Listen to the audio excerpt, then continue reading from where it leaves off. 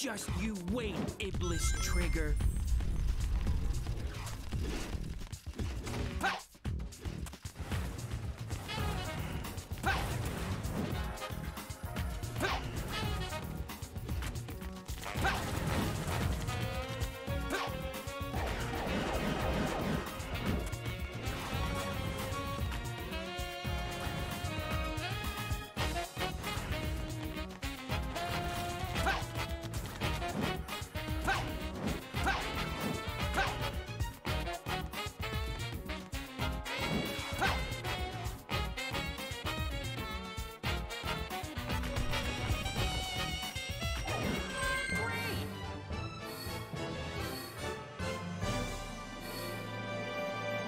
Perfect! Hello, Labbers here. We're going to be doing a tutorial for Dusty Desert Skip. This is not actually a ceramics class. What I'm going to do is I'm going to show each part of the skip and pause at key moments where I think an explanation is necessary because it's not entirely obvious what's going on just between the footage and the input in the top right. So our first point of contention is right when I pick up the pot. Now notice I'm not holding right trigger immediately to grab the object.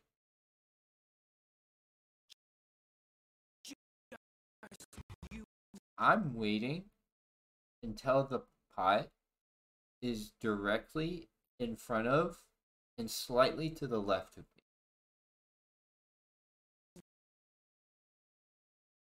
I'm also waiting until that second pot is just to the left, directly to the left of me, so I don't pick it up as well.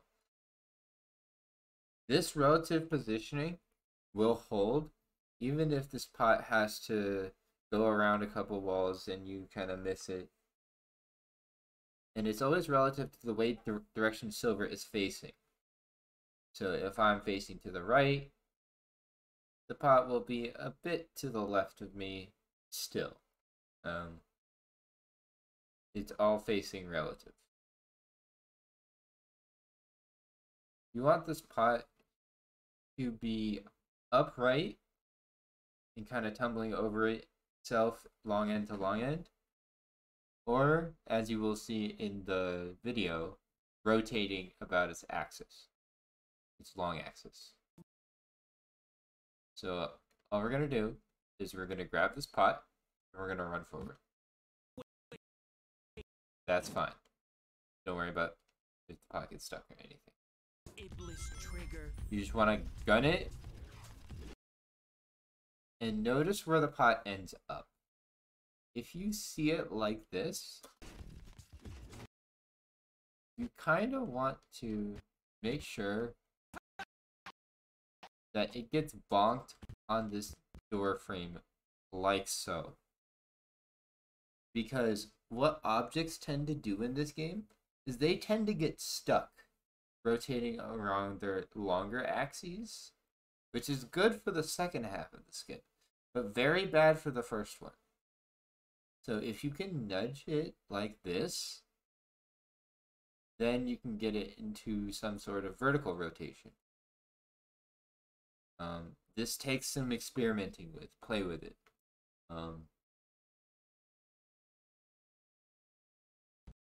So you see that boom?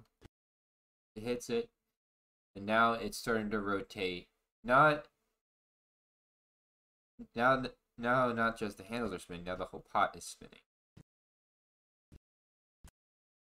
But oh wait, sometimes the pot can get stuck like this, but you've already given it some speed, so you want to briefly rotate it out of the corner and then back into the corner.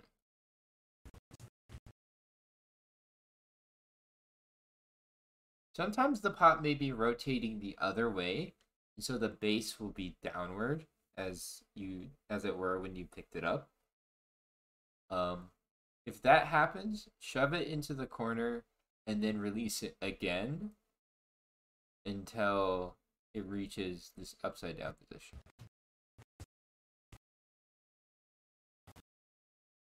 Once it reaches upside down position and it's snugly fit into the corner,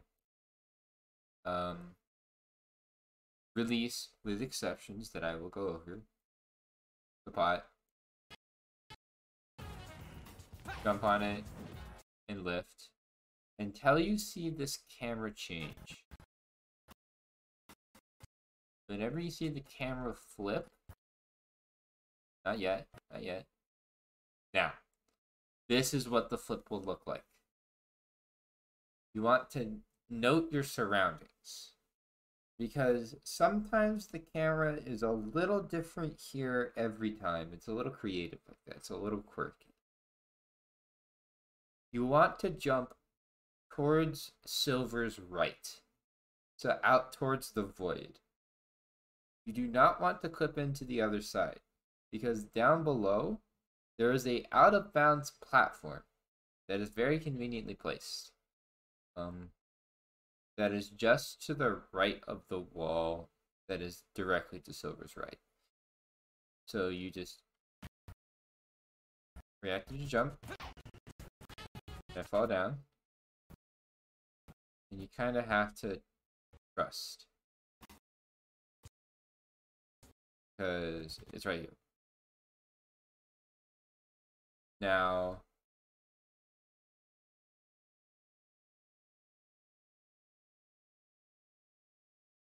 I'm going to use my mouse cursor a little crudely, but it's whatever.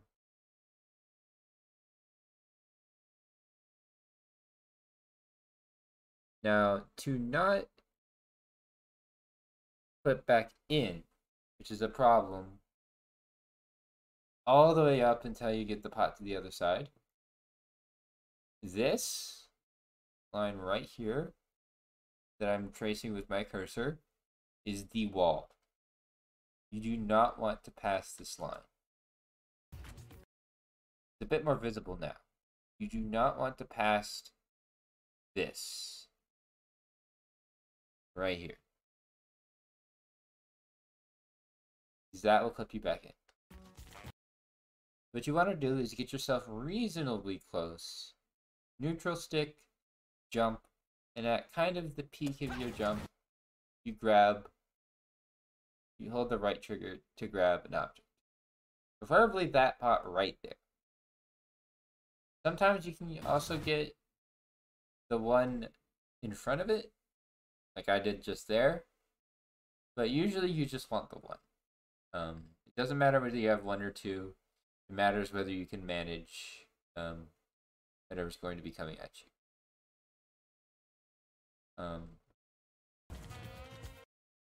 So then what I do is I tap towards the void, and I hit the left trigger to recenter the camera. This gives me a good view of the sand waves that are incoming, the pots that are out of bounds, but not necessarily the wall to my left. So I want to keep clear of where the pots are brushing up against, but also I do want to go in a very efficient manner to the platform that's right over here. That's the goal. We want to drop these so they don't get crushed by the sand waves, and then pick them up while they're over here. So what I do is I jump while the sand wave is approaching, and then I hover. Hovering automatically drops all items you have. Like so. This way you have kind of the maximum amount of time necessary for you to turn around and grab the pots before the next wave. And you don't need to levitation extend or anything fancy like that. Once you are on this other side though,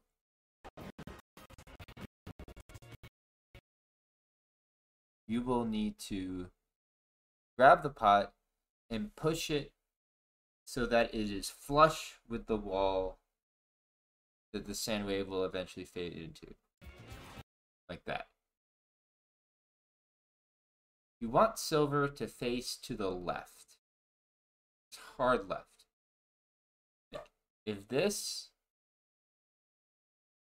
If towards the pots is forward, you want silver to face to the left while holding these pots.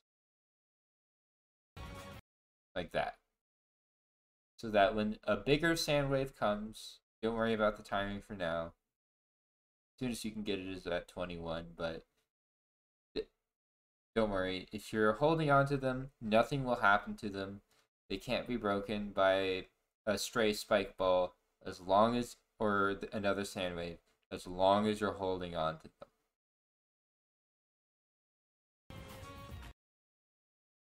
Now I like to tap in the direction away from where I was and recenter the camera with left trigger. This gives me a little bit of a different view that allows me to set up the throw itself.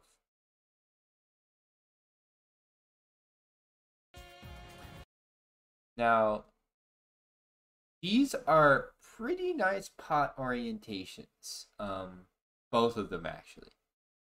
I'm going to be using the one on the left, this one. If you can see my cursor here. So what I'm going to do is usually, if it were kind of rotating a bit funky, like it wasn't rotating naturally like this, you would want to drop and pick it up so that silver is facing the handles. You want to draw a straight line between silver, the direction he's looking, and the handles with the orientation of the rest of the pot. Kind of like this. This isn't exactly straight, but it's close. You might have something a little more angled, but if you walk around and do that so that silver is centered about the handles, then you should be all right. Now, if it doesn't start to rotate like you want to immediately, just wait it out for a little bit. I got lucky here, to be fair. Now, as far as when to drop it, I try and drop it and react to when these handles are 45 degrees, but in the wrong direction. What you want to end up is you have this one on the top left and this one on the bottom right. That way you can stand on its side and telethrow in this direction, which is where the end of the stage is. It's over here, a ways. So now the pot may move around a bit as you drop it, so wait for it to come to a complete stop before attempting to jump on. And congratulations, if you have gotten this far, you have basically completed the trick. The key here is to not go too high and to prioritize going to the right over going to the left, although mainly you want to go just straight forward. For beginners, I would recommend height capping or lifting to the absolute limit that the object can be lifted to before starting the telethrow, but you do not need to necessarily. I don't. Here.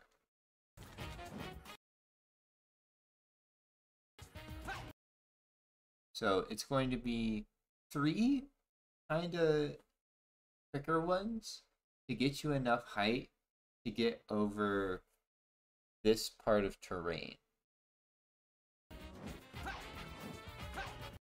Now, I should note, this entire room to my left is solid. if you are anywhere within this vicinity and your pot happens to collide with just this general space of polygon, it will break. This is solid. This is a room, and that's why you want to kind of prioritize going a little way more to the right than I did. But we made it out. Minor adjustments. Now, once you see the goal ring room spawn, it's going to be right here. That's when you want to do one last telethrow. And you're done.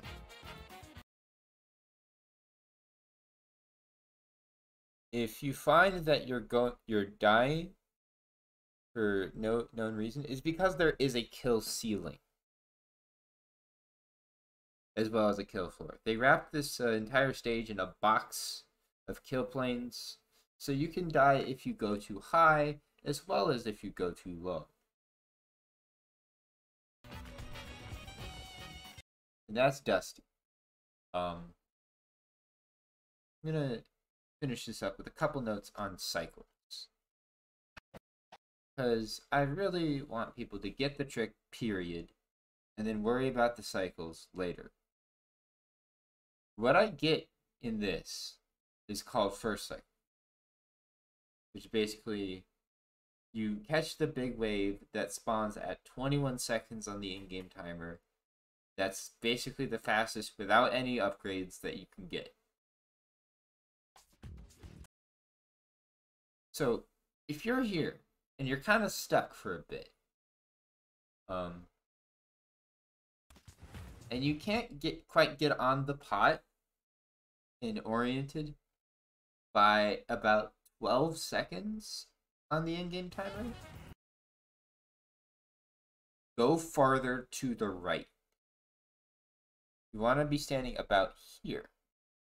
The reason is, and then wait for the bullets from the Vulcan cannon to fire from the enemy behind the door. If you are here, it will aim for you, even though you're clearly behind a wall. And in between you and that robot's Vulcan cannon is the pot you want to use and clip out of bounds, which is basically a level restart if you don't preserve that object. To be safe, the bullets can either happen at 12 seconds or 15 seconds, depending on whether the robot behind the door decides to fire one or both arms. It's kind of random. You can't see it. So if you don't feel too comfortable in making that 12-second mark, just stand still, move a bit to the right. The pot's just probably going to shove itself into the corner a bit more, and wait for the bullets to sound before dropping it and beginning to get into position. If you have to wait for the bullets, you cannot make first cycle. You have to make second cycle, which is about 31, 32. You have to wait for 2 additional sand waves past 21, and then the third one is a big one that can actually clip your pot out of bounds. So it's about 10 seconds time loss, and third cycle is 10 seconds more, etc., etc. The more cycles you get, the more chances that just random stuff happens to break the pots that are just outside the door. So you do want to kind of be efficient about it, but don't let it stress you out. Let second cycle happen if it needs to happen. Or third cycle even. Just don't stand too close to where the pot is, or else your pot behind the door will get shot.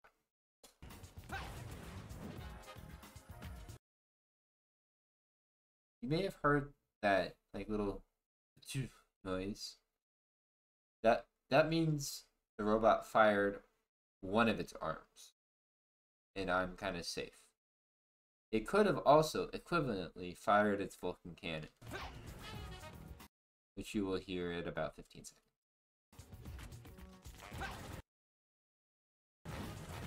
I'll play that back. So at 15, that's your cue. That's when you can move into position and attempt to clip out of bounds. And then the rest of the skip is as normal. Another mistake that I've made before is I've jumped out too far while holding a pot and shoved it into that column. This is not something you want to do, because when you hover, you see how those pots fell straight down? That's what you want to happen. If you shove it into the column, it'll bounce off, and sometimes it'll be too far in this direction for you to pick it up, and it'll be crushed by the oncoming center wave. So take note as to how far in your pots are before you drop them.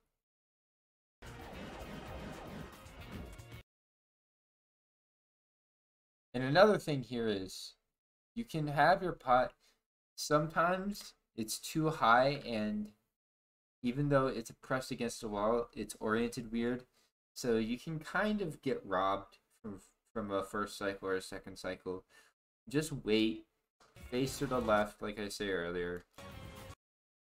And although you lose 10 seconds, just keep holding on to those objects. Nothing will happen to them as long as you just keep holding them. Anyways, thank you everybody for watching. If you have questions, feel free to leave one in the comments or join the O6 Discord, which will be linked in the description.